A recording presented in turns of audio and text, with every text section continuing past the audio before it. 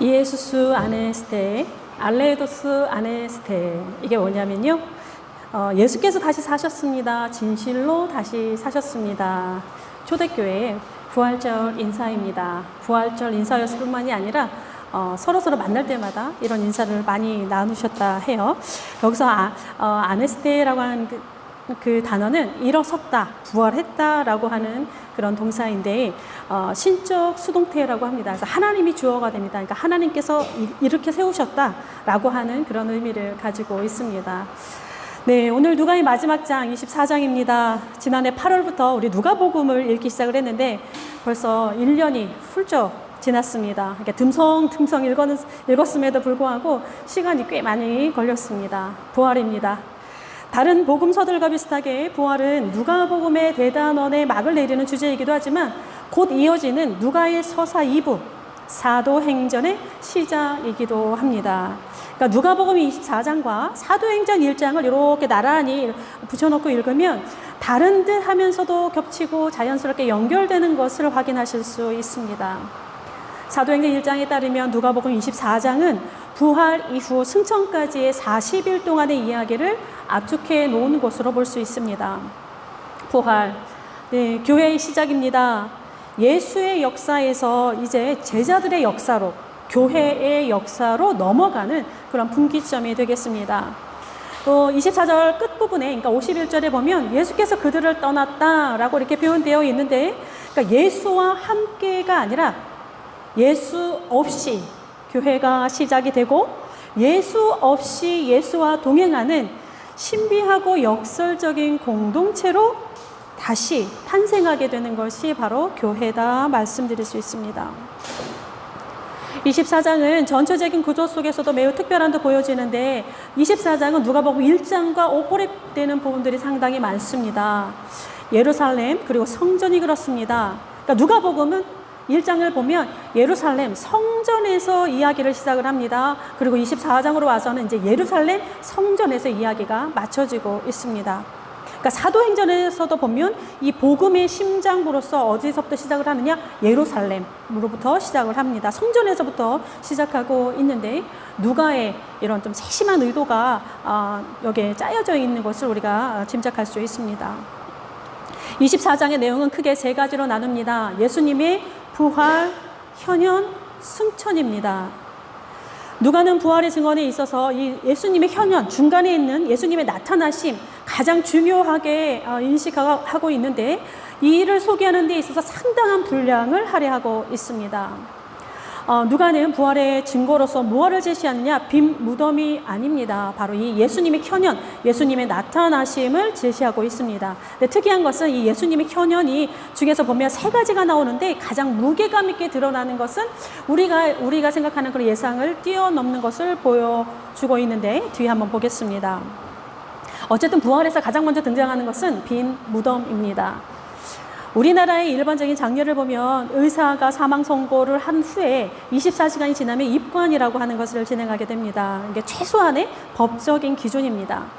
또 환경에 따라 달라질 수 있지만 현실적인 기준이기도 합니다. 왜냐하면 시신이 보통 24시간 이후부터 이 가시적인 부패가 시작된다라고 합니다. 그래서 입관 이후에는 다시는 이제 우리가 고인을 볼 수 없잖아요, 그죠? 그러니까 화장이나 어떤 매장을 위한 작업을 이제 마무리하게 되는 것이 바로 입관이라고 하는 그런 시간대입니다. 지금 오늘 누가복음 24장의 이 첫 서두는 바로 안식 후 첫날입니다. 그러니까 금요일 오후 예수님의 죽음 이후에 최소 24시간이 흘렀다라고 하는 것을 뜻하고 이제 육신을 가진 인간으로서는 전혀 희망이 없는 그런 순간을 맞이한 그 시점이다 말할 수 있습니다. 이 빈 무덤의 소식. 자, 비아 돌로로사 내내 숨겨져 있던 이들이 이제 등장을 합니다. 멀리 서서 있던 사람들 기억을 하십니까? 예수를 아는 자들과 갈릴리로부터 따라온 여인들이라고 하는 이 사람들이 비아 돌로로사 내내 숨겨져 있다가 이제 24장에 나와서 이제 등장을 하게 되는데 이들의 움직임은 각각 독자적인 행태를 띠긴 합니다.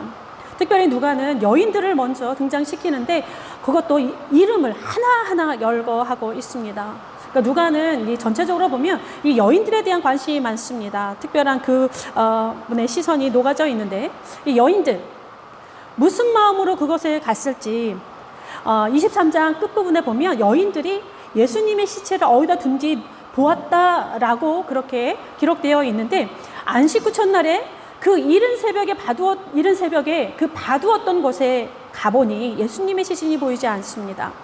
대신 찬란한 옷을 입은 두 사람이 그곳에 있습니다. 23절에서는 이들을 천사라고 칭하고 있는데, 천사들은 마치 여인들을 기다리고 있었던 것처럼 맞이합니다. 그리고 가벼운 책망의 어투로 이렇게 말합니다. 왜 이곳으로 왔어? 라고 하는 그런 투로 이야기를 합니다. 어찌하여 살아있는 자를 죽은 자 가운데 찾느냐? 여기 계시지 않고 살아나셨느니라. 주께서 하신 말씀을 기억하라. 말씀을 기억한 여인들은 이제 곧장 사도들에게 달려가 이를 전합니다. 그런데 반응이 시큰둥합니다. 제가 11절을 공동 번역으로 읽어드리겠습니다. 그러나 사도들은 여자들의 이야기가 부질없는 헛소리려니 하고 믿지 않았다. 개역개정에서는 허탄한 듯 이렇게 표현하고 있는데, 헬라어로는 사실 헛소리라고 하는 단어를 사용하고 있습니다. 이거를 비하하는 의미는 아닙니다. 그러니까 이해할 수 없어서 터무니없는 말이라서 헛소리처럼 들린다라고 할 때 사용되는 그런 단어입니다. 그리고 여기 여자들의 이야기, 이렇게 또 구체적으로 여자들을 꼬집고 있는데, 자, 전달하는 이들에 대한 정당성을 또 갖기 어려웠던 시대입니다. 여인들, 사회 문화적인 그런 그 당시의 배경 속에서 여인들의 증언은 법적 효력을 가질 수 없었습니다. 그러니까 증언이 되지 못하는 그런 것을 살짝 비춰지고 있는데, 그렇다 할지라도 지난 3년간 여인들도 함께 동고동락했던 자신들의 스승 이야기인데 좀 반응이 조금 낯설게 다가오는 것은 사실입니다. 이 빈무덤의 이야기, 이게 사실이냐 아니냐, 이게 부활의 증거가 될 수 있느냐 없느냐 하는 문제, 이거는 초대교회 때부터 시작이 됐습니다. 2000년이 넘는 역사 가운데서도 지금도 오랜 기간 동안 논쟁이 아닌 논쟁이 계속 이어지고 있는데, 아직도 의견은 분분합니다. 이 마태복음에 보면 경비병들이 무덤을 지키고 있었다 이런 표현이 나오는데, 마태복음에만 있는 표현인데요. 아마도 그 당시에 그런 분위기의 그런 흔적의 일부가 아닌가 이렇게 보기도 합니다. 어쨌든 빈무덤에 대한 이야기, 사실 초대교회보다 후대교회들이 더 관심을 많이 가졌습니다. 초대교회는 보면 빈무덤을 부활의 증거로 사용한 적은 없습니다. 다 보십시오.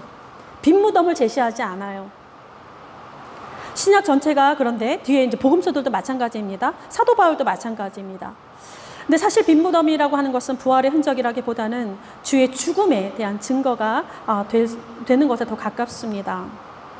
결정적으로 모든 복음서는 한결같이 이 빈무덤에 대한 소식이 제자들의 믿음을 촉진시키지 못했던 것을 적나라하게 보여줍니다. 그러니까 믿지 못했다라고 하는 증언들이 많습니다. 그러니까 빈무덤 자체로는 신앙에 큰 의미가 없다 할 수 있습니다. 요즘에도 이 빈무덤을 가지고 굉장히 강조하시는 설교들을 많이 들어봤는데요. 네, 빈무덤 자체는 그렇게 큰 의미가 아닙니다.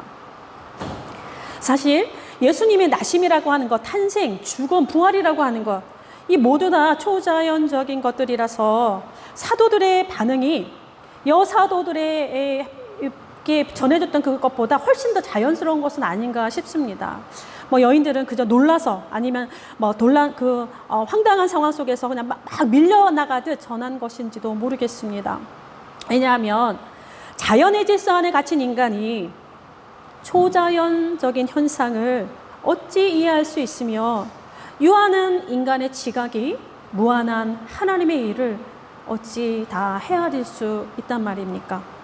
그러니까 그를 신앙하는 거, 우리가 하나님을 믿는 거, 하나님의 역사를 믿어지는 것 그 자체가 신앙의 신비라 말씀드릴 수 있습니다. 설명할 수가 없어요. 사실은 말로다. 네, 아무튼 이른 새벽부터 마음을 싱숭생숭하게 여인들이 흔들어 놓았습니다. 예, 거기에 막 사람들의 마음이 흔들리는 거 보니까 많은 사람들이 나사렛 예수에게 희망을 걸기는 했던 것 같습니다. 이스라엘을 속량할 자로서 기대를 걸었던 것만큼 이들의 슬픔과 실망이 컸다라고 하는 것을 보여주고 있는데, 이들이 바랬던 이 속량이라고 하는 것, 정교화된 계명과 전통 그리고 인습에 묶여 있었고, 이들이 기다렸던 하나님의 나라라고 하는 것은 정치적인 독립과 자유의 경계를 넘지 못했습니다. 그렇기 때문에 이들 앞에 불어닥친 이 상실의 거센 바람은 이들로 하여금 다시 이전의 삶으로 돌아가게 만들고 있습니다. 예수님의 나타나심, 부활의 증거로서 예수님의 현현 이야기, 누가는 이제 본격적으로 제시를 합니다. 누가가 세 가지를 이제 예수님의 나타나신 것 세 가지를 내놓고 있는데, 그 중에서 엠마오로 내려가는 두 사람의 이야기를 가장 길게 엮어내고 있습니다. 베드로가 마치 이제 까메오처럼 등장을 하면서 예수님의 무덤을 확인하기도 하고, 뒤에 보면 예수님 베드로에게도 나타나셨다 뭐 이런 일들이 나오고, 또 그 후반부에 가보면 11제자에게 나타나고 있는데 굉장히 간략하게 서술하고 지나가고 있을 뿐입니다. 특별히 뒷부분에 11제자에게 나타났던 그 이야기를 보면 엠마오로 내려가는 제자들의 이야기에서는 부활 자체를 이야기하고 있지만, 뒤에 11제자에게 나타나셨던 이야기는 육체적인 부활에 조금 더 이제 강조를 하고 있는 그런 모양새입니다. 누가는 듣도 보도 못한 이 글로바라고 하는 이름, 그리고 이름도 거론되지 못하는 또 한 사람, 이 두 사람의 길에 주목합니다. 그러니까 엠마오로 내려가는 길, 부활에 대해서는 여기에서 할 말이 있다라고 하는 것입니다. 엠마오의 히브리식 표기는 온천이라고 하는 뜻인데, 여기가 어디냐, 이 소재지에 대해서는 사실 여러 가지 의견이 많습니다. 어쨌든 누가의 표현에 의하면 예루살렘에서 약 25리 정도 떨어져 있다라고 하는데, 그리고 먼 거리는 아닙니다. 그렇죠? 25리 하면 보통 10km가 좀 안 되는 거리니까요. 어쨌든 이들의 대화의 주제는 예루살렘에서 있었던 일, 예수님의 죽음과 부활에 관한 것들입니다. 계속 그 얘기를 주고받습니다. 여기서 본문에서 잠깐 비껴나서 한 가지 짚고 넘어가야 될 것이 있습니다. 예수에 대해서 아는 것과 믿음의 관계입니다. 한번 생각해 보십시오. 조금 더 구체적이고 단선적으로 표현하자면 정보와 신앙의 관계입니다. 역사적 예수에 대해서 좀 더 안다고 해서 나의 대화의 주제가 온통 예수라고 해서, 내가 만나는 사람들이 다 믿는 자들이라고 해서, 그런 얘기들을 주고받는 사람들만 만난다고 해서 우리의 신앙을 불러일으키거나 우리의 신앙을 전진하게 할 수 있는 것은 아니라는 사실입니다. 별개입니다. 비록 멀리서였지만 예수님의 고난의 길을 눈으로 보았고 죽는 것을 보았으며, 심지어 무덤에 안치되는 것, 그리고 그 무덤에서 시신이 없어졌던 것, 그 부활의 소식까지 다 들은 제자들입니다. 그러나 이들의 이야기는 하나의 정보로 머물러 있었고, 또한 나사렛 예수, 인간 예수에 대한 것뿐이었지 하나님의 아들에 대한 이야기는 전혀 없었다라는 사실입니다. 그가 왜 무덤에 부재했는가라고 하는 질문도 할 수 없었습니다. 생전에 하셨던 그 주의 말씀을 지금 이 사람들이 경험하고 있는 것과 연결하지 못했습니다. 정보로 머물러 있었기 때문에 그렇습니다. 여인들이 부활의 소식을 전하기 시작한 시점이 주의 말씀을 기억하고 그 이후입니다. 그게 살짝 지나갔지만 주의 말씀을 기억하고, 이 부분을 간과해서는 안 되는데 연결시켜서 이거를 이제 우리가 배경으로 깔고 엠마오로 내려간 두 제자의 이야기로 들어가 보겠습니다. 이 두 사람의 이야기, 끼어드는 사람이 있습니다. 저는 이 사람을 세 번째 사람이라 한번 불러보겠습니다. 이 세 번째의 사람, 언제부터인지 모르겠습니다. 어디서부터인지도 모릅니다. 그런데 불쑥 이 두 사람과 동행하기 시작을 합니다. 두 사람의 대화는 이 세 번째 사람으로 인해서 변곡점을 맞이하게 되고, 이들이 가던 길의 방향도 변곡점을 맞이하게 됩니다. 길에서 만난 세 번째 사람, 이 후에는 그가 예수 그리스도임을 밝혀두지만 두 사람은 처음에 그가 누구인지 알지 못했습니다. 부활한 예수의 모습은 이전에 보았던 역사적 예수의 모습과 달랐던지, 아니면 누가가 미리 밝혀놓은 것처럼 그들의 눈이 가리워진 탓인지 사실 분간은 되지 않습니다. 눈이 가려워졌다라고 하는 표현이 있는데, 이 붙잡다라고 하는 헬라어 단어를 번역한 것입니다. 강하다라고 하는 의미도 가지고 있습니다.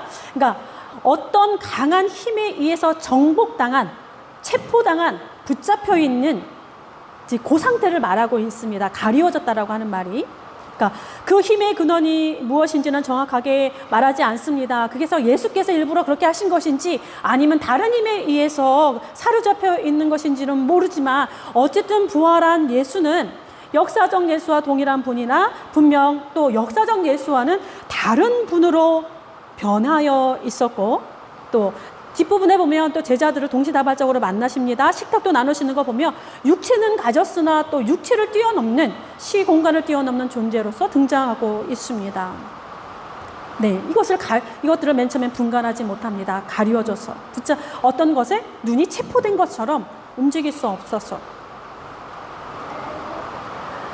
그러나 어쨌든 이 세 번째 사람으로 인해서 변화가 일어나는데, 이 마음과 걸음이 심연처럼 가라앉았을 이 두 사람, 두 가지의 변화가 일어납니다. 31절과 32절인데 눈이 밝아졌다, 마음이 뜨거워졌다, 이 두 가지가 나옵니다. 자, 가리워졌던 이들의 눈이 밝아집니다. 그러니까 가리워졌던 눈이 이제 밝아졌다는 것은 열다라고 하는 단어입니다. 열다. 이 붙잡혀져 갇혀져 있던 눈이 열려집니다. 두 번째는 마음이 뜨거워졌다인데, 이 뜨거워지다는 태우다라고 하는 그런 헬라어 단어입니다. 그러니까 둘 다 또 수동태입니다. 외부의 힘에 의해서 열리고 태워지는 그런 현상이 이들에게 일어납니다. 그러니까 외부의 어떤 힘에 의해서, 강력한 힘에 의해서 이들의 가리워졌던 눈이 열리고 무디어진 마음의 불이 담겨집니다. 지각이 열립니다. 깨달음이 이들에게 임합니다. 예수가 보입니다. 이때 뒷부분에 이제 11제자에게 나타나셨던 거기서도 보면 비슷한 게 나옵니다. 예수님이 11제자에게 나타나는데 믿지를 못합니다. 그런데 마음을 열어 성경을 깨닫게 하신 후 라고 하는 그 시점이 나옵니다. 45절 이후에. 그 다음에 예수님을 알아봅니다. 부활의 소식으로 정말 듣게 되는 그런 모습입니다. 바로 말씀입니다.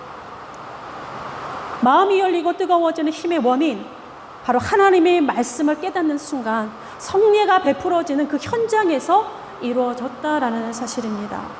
이 말씀의 정점에는 무엇이 있습니까? 그리스도의 고난과 죽음과 부활이 있고, 성만찬은 무엇입니까? 이 말씀의 그 이유, 예수 그리스도의 고난과 죽음과 부활의 이유가 무엇인지를 나타내는 것이 바로 성만찬입니다. 이를 깨닫는 순간 그의 이야기는 정보가 아니라 만남이 되고 경험이 되어지는 사건이 됩니다. 바로 하나님께로 이르는 참 지식, 계시 자체로서의 예수 그리스도를 알아보게 됩니다. 예수인 것을 알아보니까 모든 것이 이제 재설정됩니다. 걸음의 방향이 바뀝니다. 내려가는 곳이 아니라 다시 새로움의 시간 속으로 상승하게 됩니다. 인간의 삶의 기조와 삶의 방향과 삶의 원칙이라고 하는 것은 예수 그리스도를 아느냐 모르느냐, 이 안다라고 하는 것은 이 아까의 그 정보의 개념을 뛰어넘는 것입니다. 아느냐 모르냐에 따라 현격하게 갈라지는 것을 볼 수 있습니다. 정보로서의 지식이 아니라 하나님께로 이르는 참 지식이 되어서 눈이 열리고 마음이 뜨거워졌느냐, 거기서 우리의 삶이 터전이 무엇이 되느냐, 우리의 삶의 내용이 무엇으로 담겨지느냐 확 갈려지게 됩니다. 주님은 누구나 만날 수 있는 분이지만 아무에게나 드러나 보여주시는 것 같지는 않습니다. 사모하는 자에게, 구하는 자에게 다가온다라는 사실입니다. 이 세 번째의 사람, 역시 우리의 인생길에서 계속 만나게 되는 그런 분입니다. 특별히 성공의 길이 아니라 하강의 길에서 더 자주 만나게 되고, 높은 마음이 아니라 낮은 마음의 자리에서 또 만나게 되며, 강함이 아니라 약함 속에서, 교만이 아니라 겸손함 속에서 무엇보다 하나님의 말씀에 귀를 기울이고자 하는 그에게, 그리고 하나님의 말씀을 기억하며 그 말씀을 이 땅에서 살아내고자 몸부림치는 사람에게 세 번째 사람은 항상 먼저 다가오신다는 사실입니다. 우리가 세상의 움직임보다 사람의 행보보다 거기에 우리의 마음을 접속하기보다 하나님의 말씀과 하나님의 움직임에 우리의 마음과 생각을 끊임없이 접속하고자 애를 쓰는 이 사람에게 항상 세 번째 사람은 만나게 되어 있습니다. 다치고 무디어졌던 지각이 열리고 또 강팍했던 마음은 불타오르게 됩니다. 세 번째 사람을 만난 사람의 특징입니다. 소소한 식탁을 대할 때마다 우리가 구원의 양식이 되어주신 예수 그리스도를 기억하게 되고 하나님의 마음이 담긴 그 말씀에 대한 사모함이, 그 말씀을 풀어가면서 마음이 뜨거워지는 그러한 만남들, 인생의 세 번째 사람과 늘 동행할 수 있는 방법입니다. 그 사람과 끊임없이 만나며 우리의 모든 시간들이 영적인 상승의 삶으로 나아갈 수 있기를 바랍니다. 기도하겠습니다. 오늘은 유한나님의 시로 기도하겠습니다. 내가 눈에 보이지도 않는 당신을 왜 그토록 사랑하는지 알 수가 없습니다. 당신을 따르는 길에 고통과 아픔이 많을수록 왜 더욱 당신께 헌신하게 되는지 정말 알 수가 없습니다. 당신의 따스한 사랑의 손길은 언제나 진흙 같은 나를 보배로운 그릇으로 빚으시고 당신의 그윽한 사랑의 눈길은 나의 아픔 속에 언제나 진주같이 영롱한 진리의 열매를 열리게 합니다.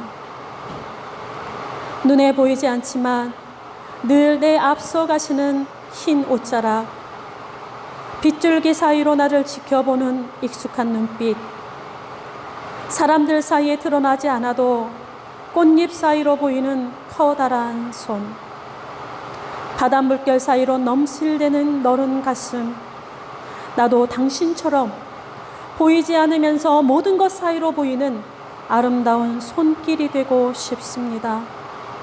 드러나지 않으며 모든 것 사이로 느껴지는 깊고 깊은 숨결이고 싶습니다. 부활하신 예수 그리스도의 이름으로 기도드립니다. 아멘.